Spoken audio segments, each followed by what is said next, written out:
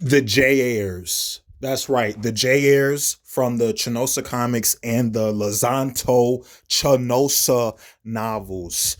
It consists of Jay Young, aka Hero Man, Prisha Pammy, aka Miss Mystic, aka Red Magic. You can call her either one. And then there's Hayley Quinntin, aka Happy Woman, or you can call her Harmony Woman. And then there's Hictoria Kyle, Miss Purp. You can call her that. And then there's Alia Gia, aka Miss Tactic, Miss Strauss, whichever one you want to call them. They are some of the most powerful characters in all of Chanosa and all of fiction. But let's start with this. So, Victoria and Alia had either teleported or bounced off the ground so high to stop these meteorites and asteroids from touching the Earth with their bare hands. Now, since they don't have telekinesis like Jay, Prisha, or Hayley, they have to, get physical with it. Sometimes Hictoria would use her whips to flick away the asteroids, or sometimes Alia would shoot the bands out of her wrists. See, Hictoria's wrists shoot these whips, right? These whips can go either 7,000 miles per hour, 7 million miles per hour, and at max 77 million all the way to 77 billion. So basically, FTL, not massively faster than light, but fast enough as we see through here. Now, Alia, she shoots bands out of her wrists, gauntlets, and her ankle boots, out of the ankles of her boots. Approximately 100,000 bands per second. Yes, they wrap around their opponent, strengthening and tightening and hardening and stuff like that. So it was stated that these asteroids and meteorites, if they hit the Earth, they would cause significant damage, catastrophic damage to the Earth. So we can scale that anywhere from city level all the way to country level and multi-continental level. So when it comes to Hictoria and Alia, they're pretty much straightforward, right, with their feats and accomplishments. So basically multi-continental and faster than light. Now, to be fair, they do have outliers. I mean, every comic book character has some. Who doesn't? Name one character who doesn't have an outlier. I'll wait. Exactly. So yeah, they've had outliers of planetary, solar system, hell, even universal level, dodging rays and attacks and spaceships.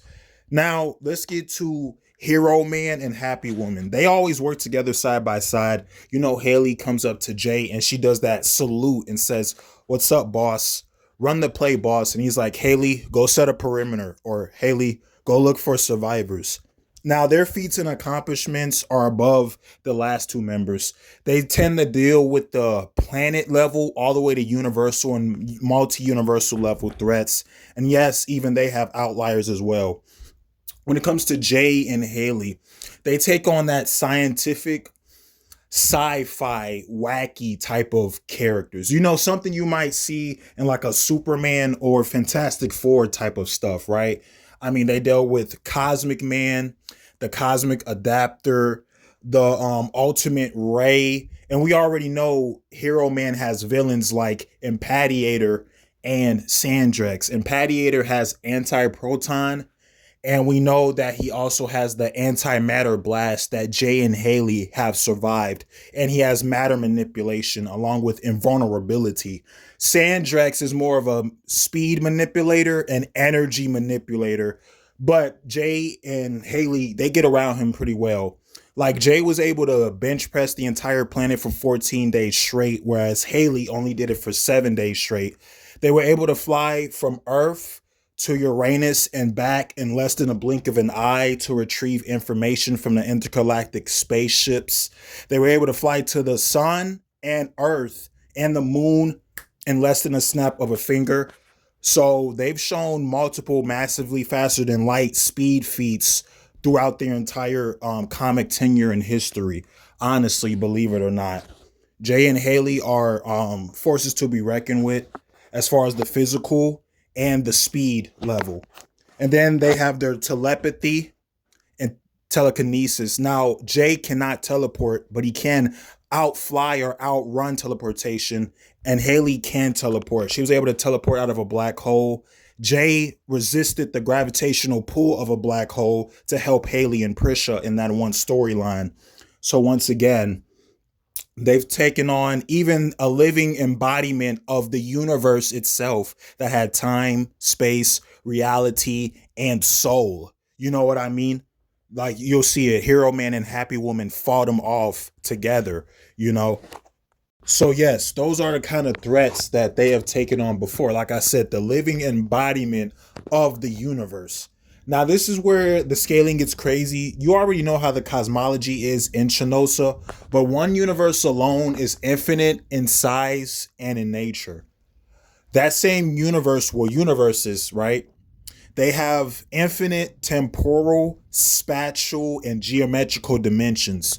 So basically, dimensions that have time, space, and geometry, you know, stuff like that. You know, it's things you would see in your math class. So Hayley and Jay, Happy Woman and Hero Man, together side by side, they fought the living embodiment of the universe itself. Like they fought it off and won. Because remember, it had access to time and space along with soul and reality. So they were fighting it on multiple levels, not just like the physical level or something like that along those lines. So you got to keep that in mind as well. So I always like characters who have that nuance to them and stuff like that, right? So remember, half of infinity is still infinity. So up next, right, we got when Jay and Hayley, right, they had went up against Brian's spaceships, right?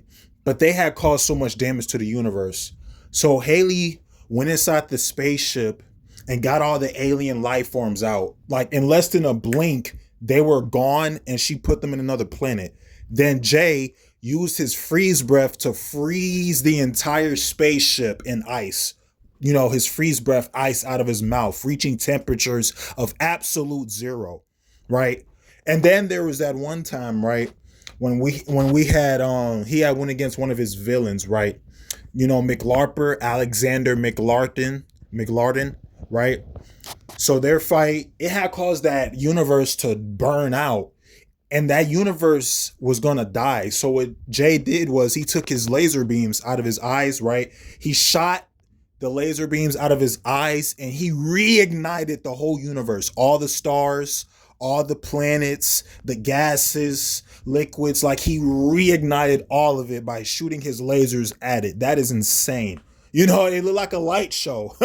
You know what I mean? So that's an insane feat for his freeze breath and his laser beams, his heat vision and stuff like that, right? Now, obviously, they would use their telepathy to free over 3 billion Cronians from mind control, all right?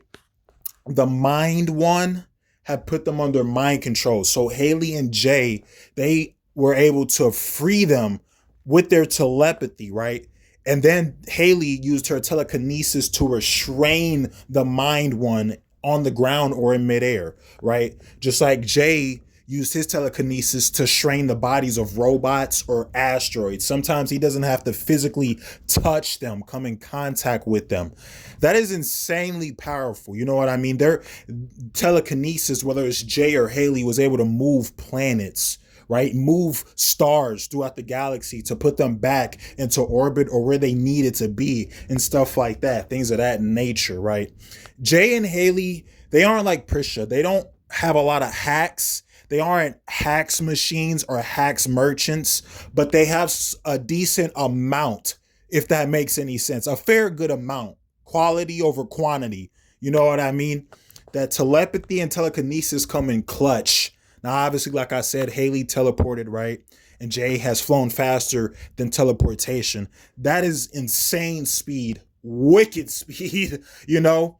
Now, let's get up into Pisha Pammy, aka Miss Mystic, aka Red Magic. Her rogues gallery is different. Pisha Pammy, aka Miss Mystic or Red Magic rogues gallery, consists of conceptual beings, cosmic deities, or rogue sorcerers and dark magic, like dark magicians and like occultism and witchcraft and stuff like that. So this is a little different than what the other members like Jay and Hayley, along with Hictoria and Alia, deal with. But Jay and Hayley themselves are no stranger to supernatural threats. I mean, look at Jay's girlfriend and look at Hayley's best friend, Prisha, right? Prisha also understands things that are interdimensional, and she is a master at transdimensional travel, a veteran at reality bending deities, fighting them. She is a veteran at fighting reality bending deities. She has a long history of going up and either losing and winning against Mr. Bad Dream, who is the embodiment of bad dreams themselves. He preys on that subconscious when they're asleep, right? She even at one time was able to access the collective unconscious. That is absolutely and ridiculously absurd. You already know how powerful verses can get, how high verses can scale when they have collective unconsciousness. Look at DC Comics, for example. You know what I mean? Look at Marvel Comics. Like, that is absurd. You know what I mean? So she used her magic and sorcery to do that, right? She fought against Manu, who has powers to the dark realm. Yes, when he is in his dark realm, he is at his most powerful. Manu, that is, right? So yes, she uses her magic and sorcery along with mysticism to break the laws of physics, or at least bend them, and also break metaphysical boundaries. Once again, that is absurd. Like I said, in her fight against Mon, one of her villains, right? Mon, their fight was felt throughout infinite universes that make up the multiverse. Her magic and sorcery versus Mon magic and sorcery. And even Mia, who tried to banish her or reality warp her, she fought it right back with her own magic and sorcery. It's like, whatever you can do, I can do it better and have, and I'm going to prove it right now. And then she did it, right? So like I said, you get a mix of everything with this team. It's pretty good if you ask me. I love all 5 characters and all 5 members, you know, things of that nature.